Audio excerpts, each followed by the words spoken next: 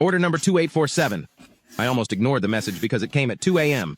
Hey, I know this is weird, but my dad passed away last month.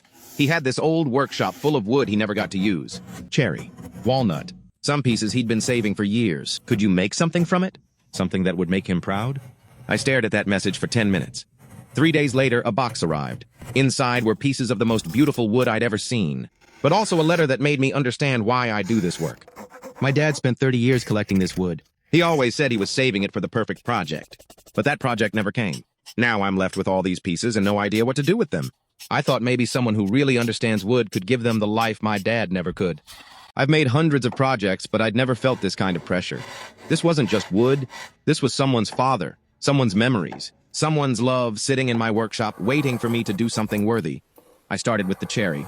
Beautiful piece, probably 20 years old, perfectly aged. As I ran my hands over it, I could almost feel the love this man had for it. The way he must have looked at it, planned with it, dreamed about what it could become.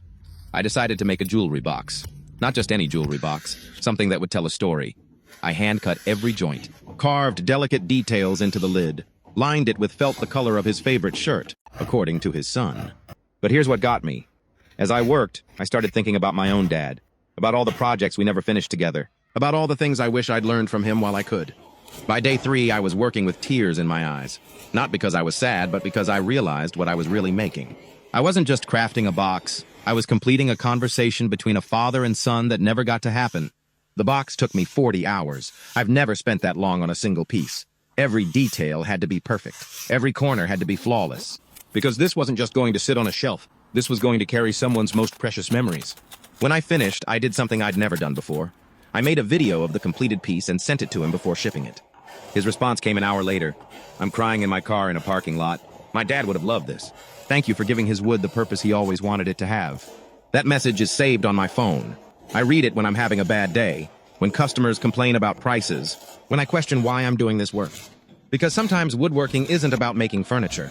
Sometimes it's about making peace. Sometimes it's about taking someone's grief and turning it into something beautiful they can hold.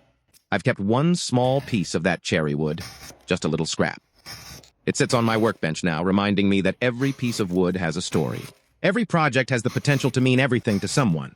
That's the difference between mass production and what I do. A factory makes products. I make memories. So when you see my prices and think they're too high, remember order 2847. Remember that you're not just paying for wood and time. You're paying for someone who understands that sometimes a piece of furniture needs to carry a lifetime of love. And that's priceless.